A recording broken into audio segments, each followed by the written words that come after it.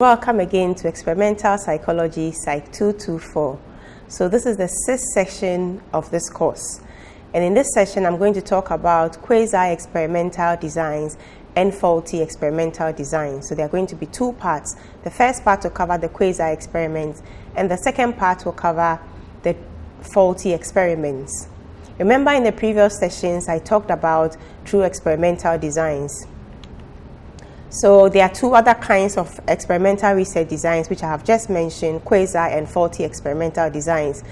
It is not always that a researcher is able to use the true experimental design in research, and so sometimes researchers will resort to using quasi-experimental designs, which are similar to true experimental designs but differ in terms of the extent to which the experimenter has control over variables in the true experimental design. So what this means is that there's less control over variables in quasi-experimental designs.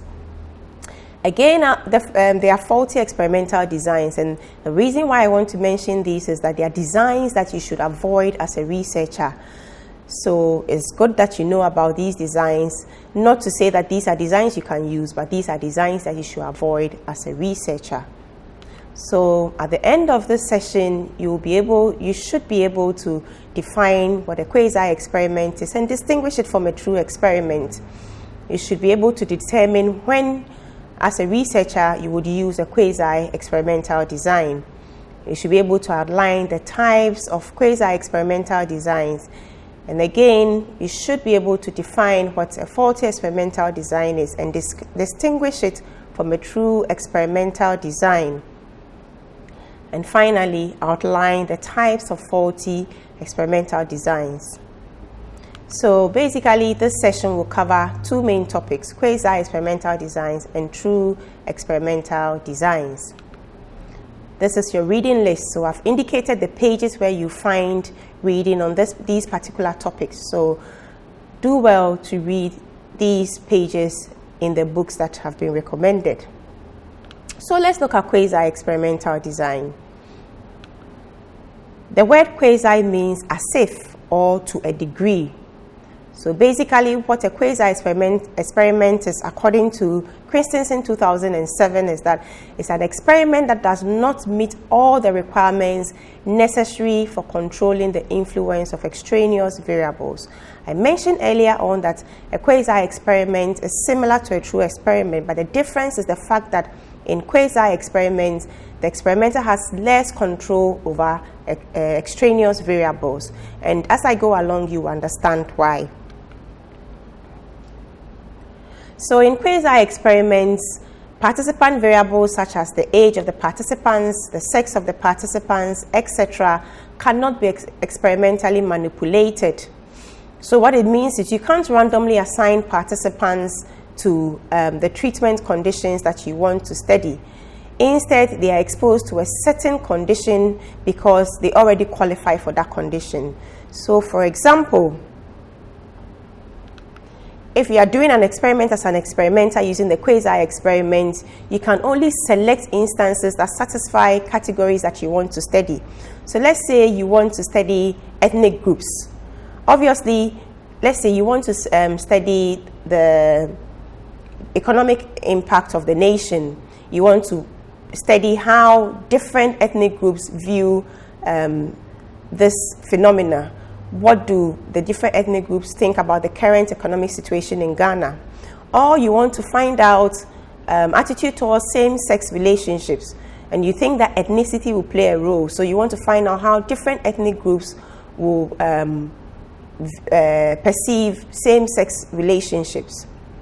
Now, in such an instance, you cannot randomly assign people to the various ethnic groups. So ethnicity is our independent variable. We cannot say that we are going to have Ewes, Gans, and Fantis, and then we are randomly assign people to these three groups. That is not possible because people are already Gans, they are already Ewes, and they are already Fantis. So that is what it means by the experimenter can only select instances that satisfy different categories and study them. So you categorize the participants based on their ethnicity, for instance, because ethnicity is naturally occurring. In the same way, age is naturally occurring, sex is naturally occurring. You can't say that you are going to study males and females and their attitude towards same-sex relationships and say, I have two groups, so I'm going to randomly assign 30 people to the two groups. Sex is already determined, so you can't put a female in a male group and say, you pretend to be a male. And that is what Quasi experiment is about. The variables that we are interested in studying sometimes already exist, so we have to assign participants based on the categories that they already belong to. Quasi experimental designs are sometimes also called ex post facto or after the fact experiments, because sometimes the event may have occurred already and the experimenter or the researcher is interested in studying the event that occurred. So for instance, let's say there's a demonstration on campus and we want to study this particular phenomenon. So we want to study the perception of people about this demonstration that went on campus. So we'll take those who were part of the demonstration and those who didn't take part in the demonstration, and then we study their perception about the whole event. In this case, you realize that these two groups already exist. You can't take people and randomly assign them to the two groups and say, pretend as if you were part of it, pretend as if you were not part of it. These two groups already exist.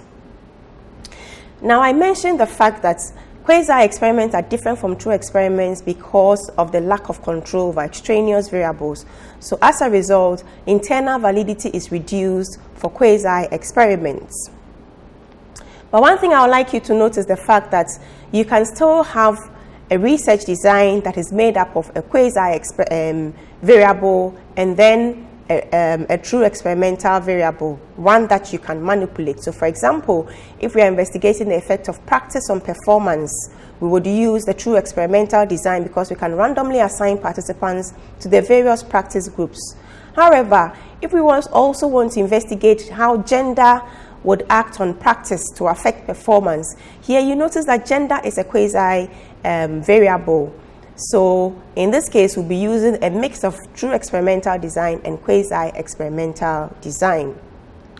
So again, just to iterate on the differences between true experiments and Quasi experiments, the major difference is the fact that random assignment of participants to the various treatment conditions is possible in true experimental designs, but not in Quasi experimental designs. And then also, experimental manipulation of variables in true experimental design is possible, but not that for Quasi experimental designs, because the independent variable that the experimenter is interested in cannot be manipulated with Quasi experiments. With true experiments, it allows for control over extraneous variables, and so the experimenter can establish cause-effect relationships. However, with Quasi experiments, we cannot determine whether the difference in behavior has been caused by the independent variable or differences among the groups. So, for instance, taking the attitude of a student's perception about a demonstration. Now, if you find out that those who took part in the demonstration have a more positive perception about change than those who did not take part in the demonstration, what you found out, is it because of the fact that one group attended the demonstration and the other did not? Or is it because of the fact that the two groups differed from the initial stages? So they have their own views and their perceptions, they have their own biases, and that may have affected their perception about change. In the same way, if we're looking at people's attitude towards same-sex relationships, so we are testing older people and then younger people, what is their perception about same-sex relationship? If we find out that there's a difference in their perception, so the older ones have a negative perception about same-sex relationship compared to younger individuals, the question is, what is the difference? Is it because of the fact that these two groups vary in age, or they belong to different generations? That is why they have different perceptions. So that is the problem with quasi experiments. The experimenter is not able to say at the end of the day whether the differences was because of the independent variable or it was because of the fact that the two groups differed from the initial stages. So that brings us to the types of quasi-experimental designs. So I'll talk about two of them. We have the non-equivalent control group design and then the non-equivalent post-test design. So I'll take the first one, which is the non-equivalent control group design. So with this design, the performance of an experimental group is compared with that of a non-equivalent control group. So note the difference. You notice that with the true experimental design, we also had the post-test only design where you had two groups. With the true experimental design, the two groups were random, the participants were randomly assigned to the two groups. Now with the non-equivalent control group design, there's no random assignment of participants to the two groups. So that is the difference. So differences between the two groups can become a confounding variable. I'll give an example so that you understand what I'm talking about. So if, let's say, we're looking at the effect of stress management on hypertensive patients, we have our experimental group and then a non-equivalent control group. Non-equivalent control group means that the two groups are not equal because we did not randomly assign participants to the two groups. Then we give the independent variable, which is stress management, to the experimental group, but we don't do so for the control group. Then we measure the dependent variable in both the experimental and the non-equivalent control group. So you notice here that to begin with, the two groups are not equated, and that could create a difference. So let me explain this further. Assuming that, so we are looking at stress management and its effect on hypertensive patients. So assuming that we go to a hypertensive clinic in a hospital and then we ask for volunteers to be part of a research where we are going to administer stress management to the patients to find out how that reduces their blood pressure levels. And then we have about 30 people who volunteer for the study. So we run stress management for about 12 weeks and then we measure their blood pressure levels. Then we go back to the same clinic and we say we want 30 people to volunteer as the control group. So this time we are not going to give any stress management, but we'll just measure their blood pressure levels. So if we measure the blood pressure levels of the control group and then we compare it to the experimental group and we find out that the experimental group's blood pressure levels are lower than that of the control group, can we conclude that it is because of the stress management? No, because the problem here is that it's possible that the two groups differed initially. It's possible that those who did not volunteer for the stress management was because they have been maintaining close to normal blood pressure levels. And while those who volunteered for the stress management were those who had very high blood pressure levels. So right from the onset, these two groups are not the same. They are not equivalent. And so differences found between them at the post-test measurement level will not be able to say firmly that is as a result of the stress management that was administered. So I mentioned that this design is similar to the true experimental post-test only design. The difference is the fact that participants are not randomly assigned. Then we have the second quasi-experimental design, which is the non-equivalent pretest post-test design. So here you have an experimental group and a control group, but once again the control group is non-equivalent because there's no random assignment of participants to the two groups. The difference between this design and the first one I spoke about is the fact that here you have a pre-test and then a post-test. So differences, again, because the two groups are not equivalent, differences between the two groups may be as a result of the fact that the two groups differed at the initial stages. So again, let's look at another example, the effect of stress management on diabetes control. So you have an experimental group and a non-equivalent control group. You have the pre-test measurement for the experimental group and then the pre-test measurement for the control group. The experimental group is given the stress management while the control group is not. and then you measure the dependent variable in the two groups.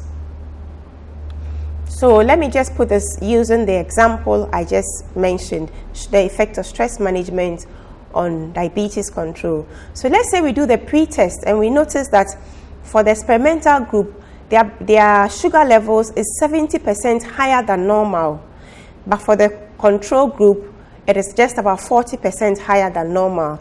Then we administer stress management to the experimental group. Then at the post-test measurement level, we notice that the sugar levels of those in the experimental group has dropped from 70% to 30%. So in this case, it is 30% higher than normal. And then that for the control group dropped slightly by 5% to 35%. Now, when we compare the difference between the two, at the end of the day, do we say that is because of the stress management that's, let's say, so the difference is that for the experimental group, it reduced by 40%. For the control group, it reduced by 5%. Now, the question is it just because of the stress management level, or it is because the two groups differ?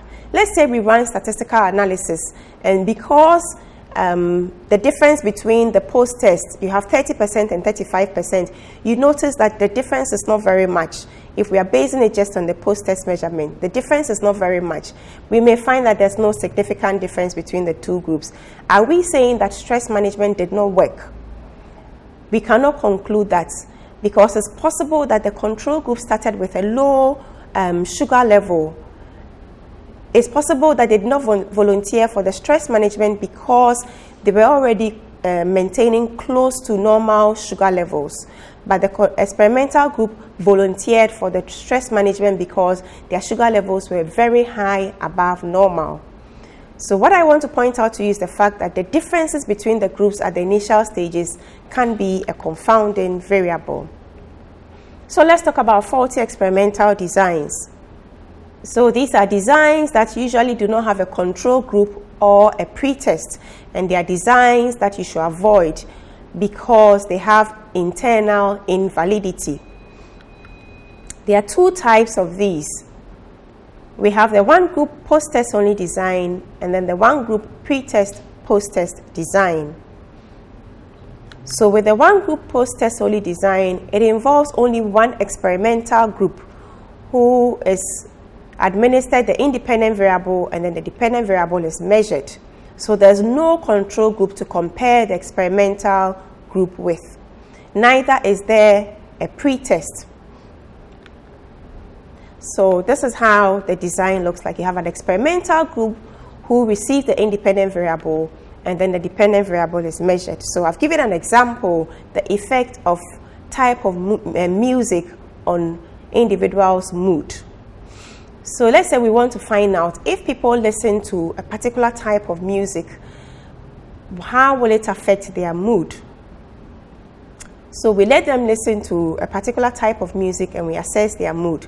Now, if let's say they listen to music that you would normally play on funeral grounds, so very sorrowful kind of music, and then we assess their mood and we notice that their mood is low, it's very negative.